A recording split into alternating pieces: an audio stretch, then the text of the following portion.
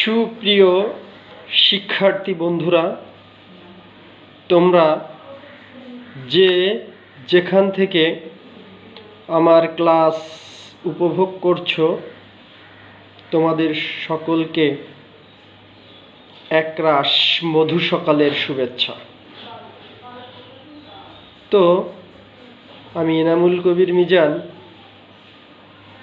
প্রভাষক, দর্শন বিভাগ, সরকারি বঙ্গবন্ধু মহিলা কলেজ, চিতলমারি, বাগেরহাট। আজকে আমি তোমাদের ক্লাস নিব স্নাতক শ্রেণীর দর্শন প্রথম পত্র। তো প্রথম পত্রের আমরা আলোচনা করব বিবর্তনবাদ কাকে বলে, কি, এবং সৃজনমূলক বিবর্তনবাদের সমালোচনামূলক ব্যাখ্যা। তাহলে আমাদের আজকের আলোচনার বিষয় বিবর্তনবাদ কাকে বলে, সৃজনমূলক বিবর্তনবাদের সমালোচনামূলক ব্যাখ্যা। তাহলে বন্ধুরা, যাওয়া যাক আমাদের মূল আলোচনায়। তো এই জগতের যে বিষয়টি আমাদের দৃষ্টি আকর্ষণ করে তা হলো এই জগতের সব কিছুই পরিবর্তনশীল। তো জগতের এই পরিবর্তনকে লক্ষ্য করে গ্রিক দার্শনিক হিরাক্লিটাস বলেছেন, জগতের এই পরিবর্তনই একমাত্র সত্য। এই জগতে যে পরিবর্তনটা চলছে এইটাই একমাত্র সত্য হিরাক্লিটাসের মতে। তো এই শৃঙ্খলাপূর্ণ পরিবর্তনের ব্যাখ্যা করতে গিয়েই বিবর্তনবাদের ধারণার উদ্ভব ঘটে। এই যে বিবর্তনটা, এটার উদ্ভব ঘটে হচ্ছে এই শৃঙ্খলাপূর্ণ পরিবর্তন। এই পরিবর্তনের যে ব্যাখ্যাটা, এটা করতে গিয়েই হচ্ছে এই বিবর্তনবাদের ধারণার উদ্ভব ঘটেছে। তো দেখো, এখন যে প্রশ্নটা আমাদের মনে জাগে, তাহলে বিবর্তনবাদ কি? তো সাধারণ যে ভাষাটা, সেটা বিবর্তনবাদ বলতে আমরা বুঝি যে বিকশিত হওয়া। বিকশিত হওয়া, বিবর্তনবাদ বলতে আমরা বুঝি বিকশিত হওয়া। তো আমরা জানি যে ইংরেজি ইভলভ শব্দটির অর্থ হলো প্রকাশিত হওয়া বা প্রকাশ করা, যা অপ্রকাশিত ধীর পরিবর্তনের মধ্য দিয়ে তার ক্রমবিকাশই হলো বিবর্তন। তাহলে কি, যেটা অপ্রকাশিত ধীর পরিবর্তনের মধ্য দিয়ে ক্রমবিকাশই হলো বিবর্তন। আমরা এটাকে একটু ঘুরিয়ে পেঁচিয়েও আমরা বলতে পারি এমন যে ক্রমিক এবং শৃঙ্খলাপূর্ণ পরিবর্তনের মধ্য দিয়ে বস্তু তার অন্তর্নিহিত শক্তিক্রিয়ার ফলে যখন সরল অবস্থা থেকে জটিল অবস্থায় পরিবর্তিত হয়, তখন সেই ক্রমবিকাশ প্রক্রিয়াকে বিবর্তনবাদ বলে। তাহলে আমরা কি বললাম? ক্রমিক এবং শৃঙ্খলাপূর্ণ পরিবর্তনের মধ্য দিয়ে জটিল অবস্থা থেকে বস্তু তার অন্তর্নিহিত শক্তিক্রিয়ার ফলে ক্রমবিকাশিত হয়, তাকে বিবর্তনবাদ বলে। তো আমরা বিবর্তনবাদ কি, এটা মোটামুটিভাবে বুঝতে পারলাম। তা আমরা দেখি যে কি জগতের বিবর্তনবাদ কি। তো এই জগতে যাবতীয় বস্তু যে রূপ বর্তমান আমরা প্রত্যক্ষ করছি, এই যে জগতের যে রূপটা যে আমরা প্রত্যক্ষ করছি বা দেখছি, তার পিছনে আছে এক সুদীর্ঘ শৃঙ্খলাপূর্ণ পরিবর্তনের ইতিহাস। আমরা যে দেখছি জগৎটা, এই জগতের পিছনে আছে কি, যেটা আমরা দেখছি বা প্রত্যক্ষ করছি, তার পিছনে আছে এক সুদীর্ঘ সুশৃঙ্খলাপূর্ণ পরিবর্তনের ইতিহাস। তো সুতরাং বিবর্তনবাদ অনুসারে যেটা আমরা বলতে পারি, বিবর্তনবাদের যে নীতি অনুসারে, তো আমরা যেটা বলতে পারি সেটা হচ্ছে সরল অবস্থা থেকে জটিল অবস্থায় পরিবর্তিত হওয়াকে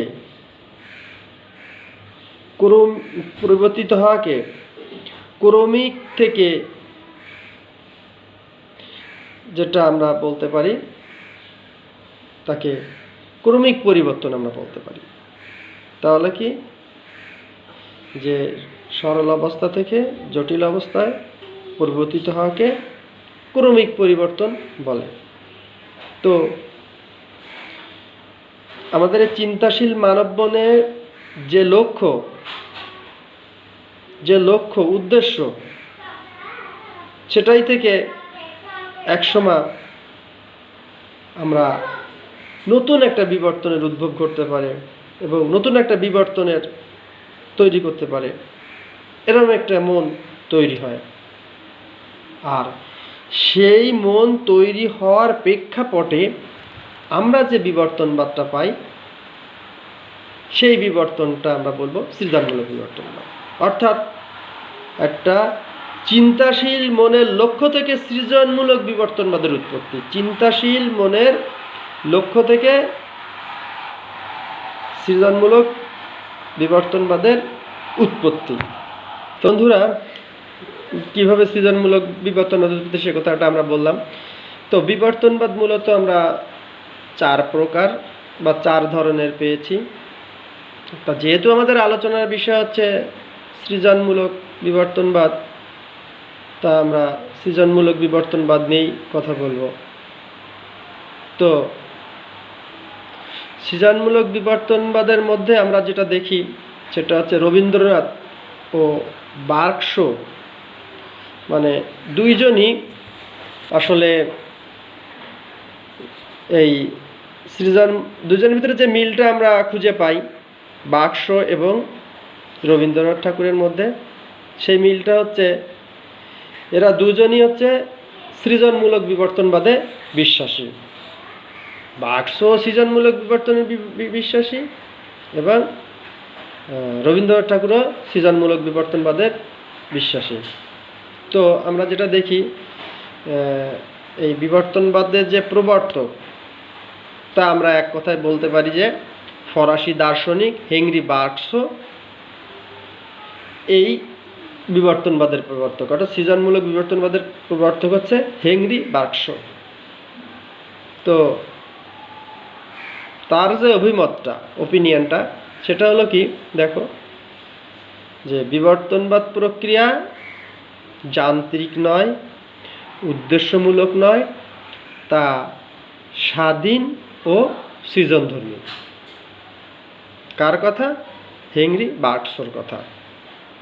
তো তিনি যেটা বলার জন্য চেষ্টা করেছেন সেটা হচ্ছে কি, এই জগৎ জুড়ে এক বিরাট পরিবর্তনের স্রোত বয়ে চলেছে। যে এই জগৎটা জুড়ে একটা পরিবর্তনের স্রোত বয়ে চলেছে। তো এই গতিকে কখনো তিনি প্রাণ প্রবাহ বলে অভিহিত করেছেন, আবার কখনো তিনি কাল প্রবাহ বলে অভিহিত করেছেন। আবার কখনো তিনি কাল প্রবাহ বলে অভিহিত করেছেন। তো আমরা যেটা দেখি যে তার যে মতটা, সেটা আমরা যে দেখি যে তার মতে যেটা আমরা বুঝি সেটা হচ্ছে কি, তার মতটা সেটা হলো কোনো বস্তুর অস্তিত্ব নেই। হেনরি বার্কশোর মতে কোনো বস্তুরই কোনো অস্তিত্ব নেই, শুধু কাল বা প্রাণ প্রবাহের অস্তিত্ব আছে। তাহলে কার অস্তিত্ব আছে? শুধু কাল বা প্রাণ প্রবাহের অস্তিত্ব আছে, কিন্তু কোনো বস্তুর কোনো অস্তিত্ব নেই। তাহলে কিসের অস্তিত্ব আছে? প্রাণ প্রবাহ ও কাল প্রবাহের। তারপরে হচ্ছে যে আমরা যে কথাটা দেখছি যে কোনো কিছু পরিবর্তিত হচ্ছে, এই যে ধারণাটা, এটা বার্কসের মতে সম্পূর্ণ ভুল। যে পরিবর্তন হচ্ছে, কোনো কিছু পরিবর্তন হচ্ছে, এই ধারণাটা বার্কসের মতে সম্পূর্ণ ভুল। তো তাই তিনি বোঝানোর চেষ্টা করেছেন যে সুতরাং বিবর্তনবাদ হলো এই পরিবর্তন প্রবাহের গতি। বিবর্তনবাদটা তাহলে কি হলো? এই যে পরিবর্তন প্রবাহ, এই পরিবর্তন প্রবাহের গতি হচ্ছে বিবর্তনবাদ। তাই একটা কথা স্পষ্ট করে তিনি বলেছেন যে evolution being the movement of the follow, evolution being the movement of the follow, এই কথাটা তিনি স্পষ্ট করে বলেছেন যে এটা প্রাণ প্রবাহের গতি। তো আমরা দেখি যে কি বার্কস যে বিবর্তনবাদ প্রক্রিয়া, এটা সবসময় হচ্ছে সৃজনমূলক। বার্কস যেটা বোঝানোর জন্য চেষ্টা করেছেন, এটা যেটা বলেছেন, যেটা বলার জন্য চেষ্টা করেছেন, তিনি যে জিনিসটা মানে তার উদ্দেশ্য ছিল, সেই উদ্দেশ্যটা হলো কি যে সকল সময় হচ্ছে বিবর্তনবাদ সৃজনমূলক। সেটা অতীতেও হতে পারে, বর্তমানেও হতে পারে, ভবিষ্যতে হতে পারে। যে সময় আমরা বলি না কেন, সেই সময় হবে বিবর্তনবাদটা কি সৃজনমূলক। তিনি সেই কথা বলার জন্য চেষ্টা করেছেন। তো যেটা তিনি দেখিয়েছেন যে প্রাণ প্রবাহ নতুন নতুন সৃষ্টির দ্বারা নিজেকে সার্থক করে তোলে। প্রাণ প্রবাহ কি করতেছে? নতুন নতুন সৃষ্টির দ্বারা নিজেকে সার্থক করে তুলছে। আবার দেখা যাচ্ছে বিবর্তন প্রক্রিয়া সম্পূর্ণভাবে মুক্ত এবং স্বাধীন। বিবর্তন প্রক্রিয়া কি? সম্পূর্ণভাবে মুক্ত এবং স্বাধীন, একেবারে স্বাধীন। কোনো কিছু এর গতিকে নিয়ন্ত্রিত করতে পারে না, কোনো কিছুই এর গতিকে নিয়ন্ত্রিত করতে পারে না, তিনি স্পষ্টভাবে বলছেন। তো বার্কসের মতে গতি যে কথাটা, এই কথাটির অর্থ হলো পরিণতি। বার্কস যে কথাটা বলার জন্য চেষ্টা করেছেন গতির কথা, তো এই গতির অর্থ হচ্ছে কি? পরিণতি। তিনি বলেছেন গতি অর্থ হলো পরিণতি। তো পরিণতি অর্থ হলো নব নব সৃষ্টি। গতির অর্থ পরিণতি, পরিণতির অর্থ হলো নব নব সৃষ্টি। এই বিবর্তন প্রক্রিয়া সম্পর্কে আগে থেকে কোনো ভবিষ্যৎবাণী করা চলে না। বিবর্তন প্রক্রিয়া সম্পর্কে আগে থেকে কোনো ভবিষ্যৎবাণী করা চলে না। তো জগতের বিবর্তন যদি নিয়ন্ত্রিত অধীন হতো, তাহলে কোনো এক স্তরে কোন পদার্থের আবির্ভাব ঘটবে তা পূর্ব থেকেই অনুমান করা যেত। কত সুন্দর একটা কথা বলছেন যে এই বিবর্তন প্রক্রিয়া সম্পর্কে যদি আগে নিয়ন্ত্রণের অধীন হতো, তাহলে কোন স্তরে কোন পদার্থের আবির্ভাব ঘটবে তা আগে থেকে কি করা যেত? ধারণা করা যেত, তো কিংবা অনুমান করা যেত। কিন্তু বিবর্তনবাদের ক্ষেত্রে কোন স্তরে কোন পদার্থের আবির্ভাব তা পূর্ব থেকে অনুমান করা সম্ভব না। তাহলে এটা একটা সুন্দর কথা যে কোন পদার্থের মানে আবির্ভাব তা পূর্ব থেকেই সম্ভব নয়। তাই বিবর্তনবাদ কি যান্ত্রিক কি উদ্দেশ্যমূলক কোনোভাবেই ব্যাখ্যা করা যায় না। বিবর্তনবাদ কি যান্ত্রিক কি উদ্দেশ্যমূলক কোনোভাবেই ব্যাখ্যা করা যায় না। জীবের প্রক্রিয়া সম্পর্কে পূর্ব থেকে কিছু বলা সম্ভব নয়। তো তাই বার্কসও বলেছেন যে বিবর্তন প্রক্রিয়া পুনরাবৃত্তিমূলক নয়, এটা কোনো পুনরাবৃত্তিমূলক নয়, এটা শুধুমাত্র সৃজনমূলক। তাই বিবর্তনবাদ সৃজনমূলক। তো দেখো যে প্রাণ প্রবাহ বা প্রাণ কোনো নতুন সৃষ্টি নয়। প্রাণ যেটা, সেটা কোনো নতুন সৃষ্টি নয়। জড়ের যে কথাটা বলা হয়েছে, প্রাণ নতুন সৃষ্টি নয়, জড়েরই জড়েরই একটা জটিল রূপ। প্রাণ কোনো নতুন সৃষ্টি নয়, কিন্তু এটা কি? জড়। আমরা যে জড়টা পাই, এটার একটা জটিল রূপই হচ্ছে প্রাণ। তো তার মতে আরও বলার জন্য চেষ্টা করেছেন যে মন নতুন কিছু নয়। তিনি আরও বলেছেন, বার্কস আরও বলেছেন যে মনও নতুন কিছু নয়। তো জড়েরই একটি জটিলতম রূপ। তাহলে আমরা প্রাণটাও দেখতেছি, মনও দেখতেছি, এটা হচ্ছে কি জড়েরই একটা জটিলতর রূপ। তো প্রাণ জড়ের দ্বারা নিয়ন্ত্রিত। ভালোভাবে লক্ষ্য করো বন্ধুরা, প্রাণ কিসের দ্বারা নিয়ন্ত্রিত? প্রাণ হচ্ছে জড়ের দ্বারা নিয়ন্ত্রিত এবং মন হচ্ছে প্রাণ দ্বারা নিয়ন্ত্রিত। তাহলে মন আর প্রাণ, এটা গেলাম একটা গুরুত্বপূর্ণ কথা এখানে বলছে যে প্রাণ হচ্ছে কি জড়ের দ্বারা নিয়ন্ত্রিত এবং মন হচ্ছে প্রাণ দ্বারা নিয়ন্ত্রণ।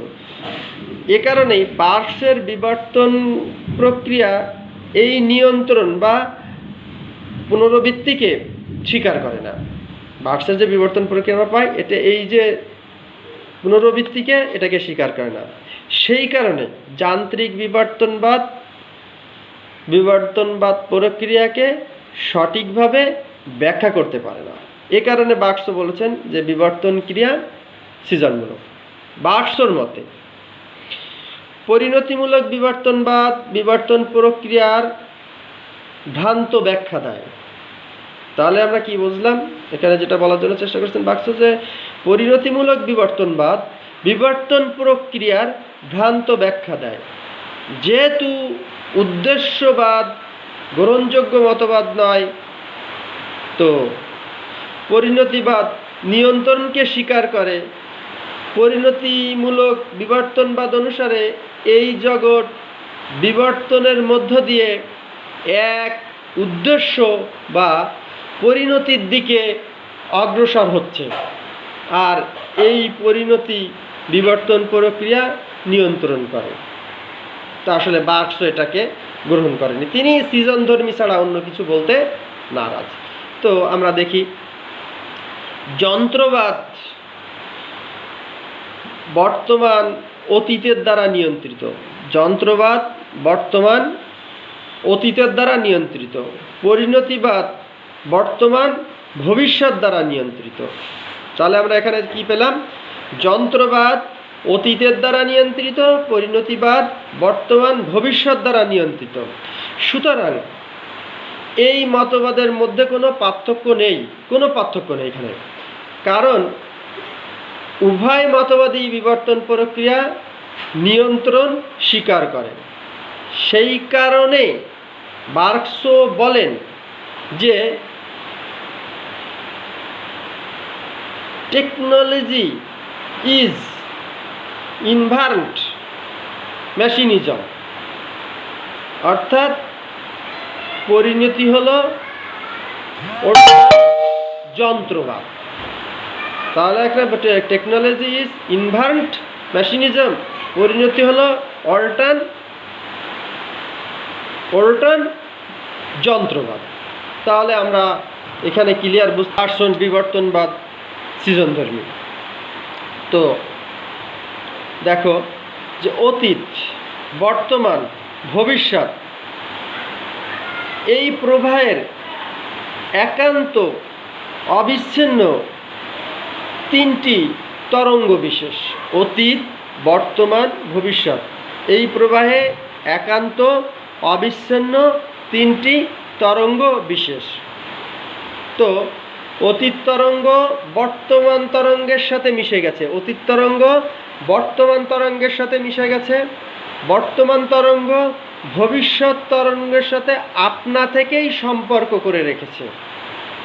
কি সুন্দর একটা দেখা কথা।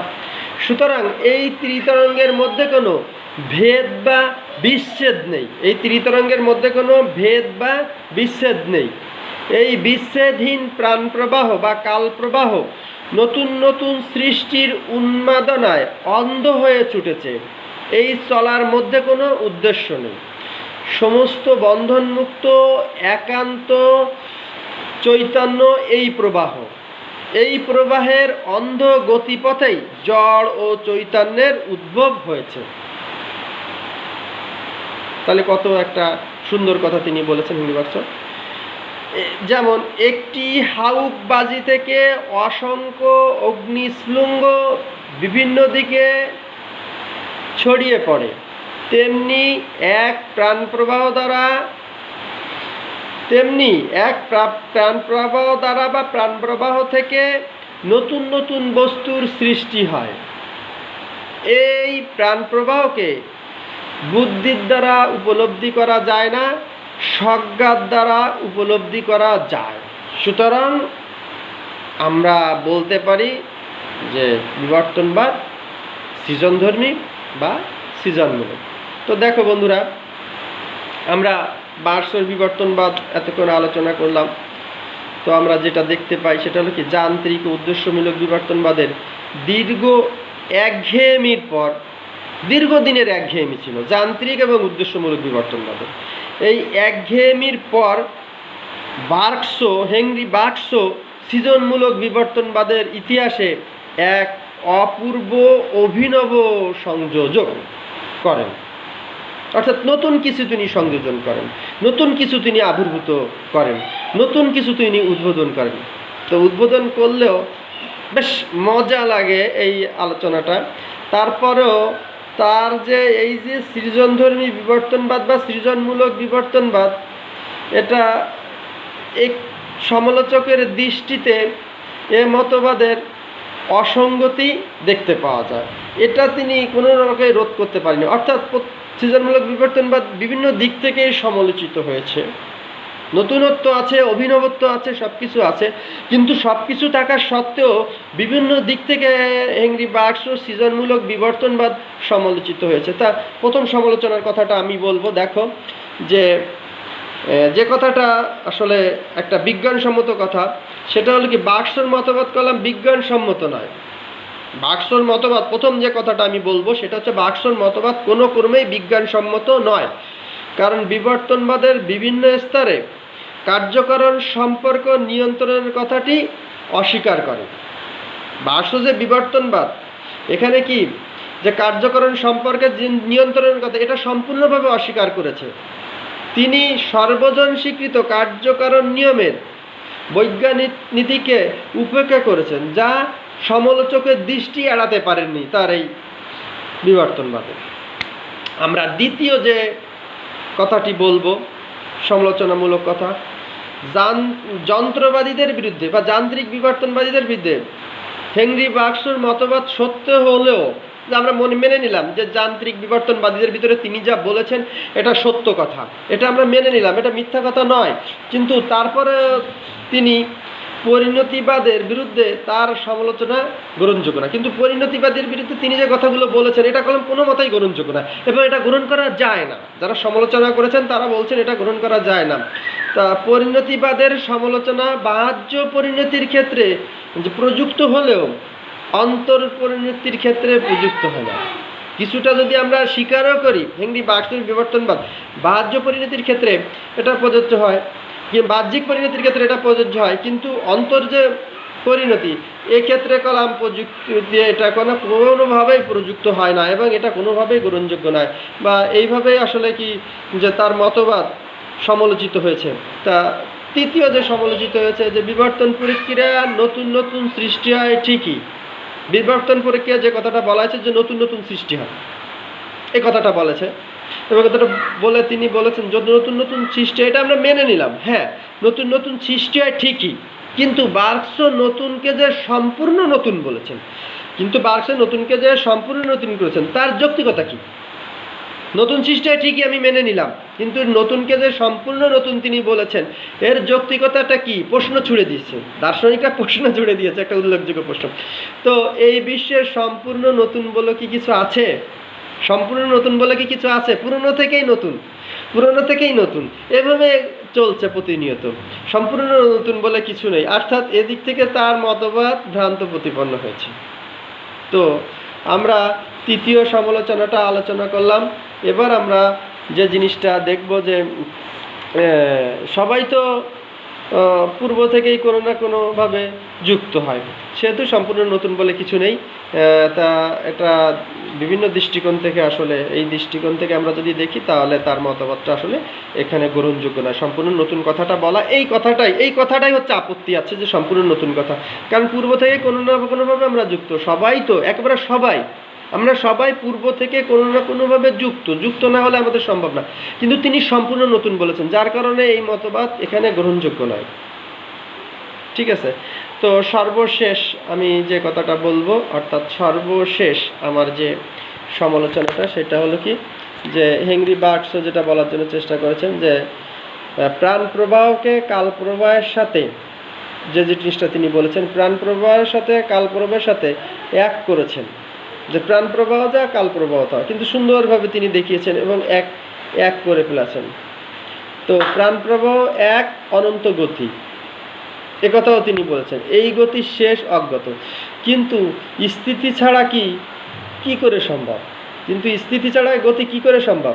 এই গতির ব্যাখ্যা তো তার মতবাদে নেই, এই গতির যে ব্যাখ্যা সেটা কলম তিনি মতবাদে দিয়ে যাননি। তো আমরা যে দেখি অভিনবত্বের কথা বলতে বলতে তিনি স্থিতিকে ভুলে গেছেন। তিনি এত নতুনের কথা বলেছেন, এত অভিনবত্বের কথা বলেছেন, এত নতুন নতুন তথ্য দাঁড় করিয়েছেন, যার কারণে তিনি যে জিনিসটা ভুলে গেছেন সেটা হলো তিনি অভিনবত্বের কথা বলতে বলতে তিনি যে গতির কথা ভুলে গেছেন, গতির ব্যাখ্যা তার মতবাদে নেই। তা এরকমভাবে বিভিন্ন দিক থেকে আসলে হেনরি বার্গসের মতবাদ সমালোচিত হওয়া সত্ত্বেও আমরা যে কথাটা বলতে পারি, তার মতবাদ কলম অভিনবত্বের দাবি রাখে, কারণ তার মতামতে গুরুত্বপূর্ণ তথ্য প্রদান করেছেন, এবং যে তথ্যগুলো আসলে সৃজনধর্মী যে তথ্যগুলো তিনি প্রদান করেছেন, তা দর্শনের এক উজ্জ্বল ইতিহাস হিসেবে থাকবে। যতদিন দর্শন থাকবে, দর্শনের জগৎ থাকবে, ততদিন থাকবে। তো বন্ধুরা, আমরা প্রায় আলোচনার শেষ পর্যায়ে চলে এসেছি। এতক্ষণ আমরা হেনরি বার্গসের সৃজনমূলক বিবর্তনবাদের আলোচনা এবং সমালোচনা শুনলাম। তো আমরা শেষ পর্যায়ে যে কথাগুলো বলতে পারি, যে বার্গসের সৃজনমূলক বিবর্তনবাদ যতটা হৃদয় গ্রাহ্য, যতটা অনুভূতি গ্রাহ্য, ততটা যুক্তি গ্রাহ্য নয়। যতটা আবেগ গ্রাহ্য, হৃদয় গ্রাহ্য, অনুভূতি গ্রাহ্য, কিন্তু ততটা কলম যুক্তি গ্রাহ্য নয়, যুক্তি গ্রাহ্য ততটা নয়। তো প্রাণ প্রবাহের অন্ধ সৃষ্টির ব্যাকুলতায়, তিনি যে প্রাণ প্রবাহ এর অন্ধ সৃষ্টিটা, এর ব্যাকুলতায়, কল্পনায় তিনি যথেষ্ট কল্পনা শক্তির পরিচয় দিয়েছেন। তাহলে কি, প্রাণ প্রবাহের অন্ধ সৃষ্টির ব্যাকুলতায়, কল্পনায় তিনি যথেষ্ট